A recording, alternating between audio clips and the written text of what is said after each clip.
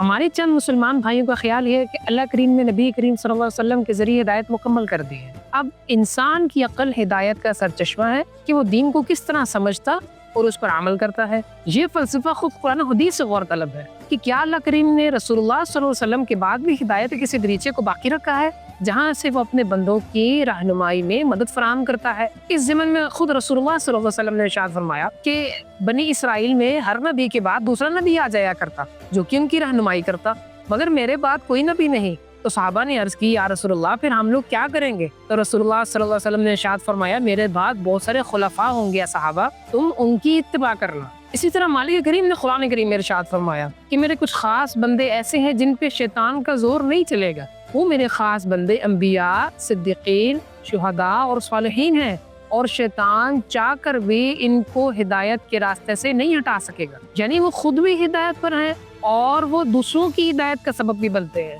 لیکن اگر آج کے دن دیکھا جائے تو اللہ کے خاص بندے اس دنیا سے جا چکے ہیں سوائے صالحین کے جن پہ شیطان کا زور آج بھی نہیں چلتا۔ اب سوال یہ ہے کہ آقا کریم صلی اللہ علیہ وسلم کے فرمان میں خلفاء اور اللہ کریم کے فرمان میں صالحین، کیا یہ دونوں ایک ہی ہیں؟ اس بارے میں خود رسول اللہ صلی اللہ علیہ وسلم نے ارشاد فرمایا کہ اگر تم میرے بعد ہمیشہ ہدایت پر رہنا چاہتے ہو تو دو چیزوں کو کبھی مت چھوڑنا، ایک قرآن اور دوسری میری اہل بیت۔ جب تک ان کا دامن تھامے رکھو گے کبھی گمراہ نہیں ہوگے۔ اس متعلق شیخ ابن ربیع رحمۃ اللہ علیہ فرماتے ہیں کہ اللہ کریم کے خاص بندے زمین میں خلفاء ہیں، وہ نفسوں کے طبیب اور روحوں کے رہنما ہوتے ہیں اور انہیں ان جیسے لوگ ہی پہچان سکتے ہیں۔ یعنی قرآن سے ہدایت لینے کے مصداق یہ ہدایت کا سبب انہی لوگوں کے لیے بنتے ہیں جو کہ ہدایت چاہتے ہیں اور جو آپ صلی اللہ علیہ وسلم کو چاہتے ہیں۔ لیکن آج ہم گمان یہ کرتے ہیں کہ میری عقل قرآن اور حدیث کو سمجھنے کے لیے کافی ہے، میں بہتر جانتا ہوں، مجھے زیادہ علم ہے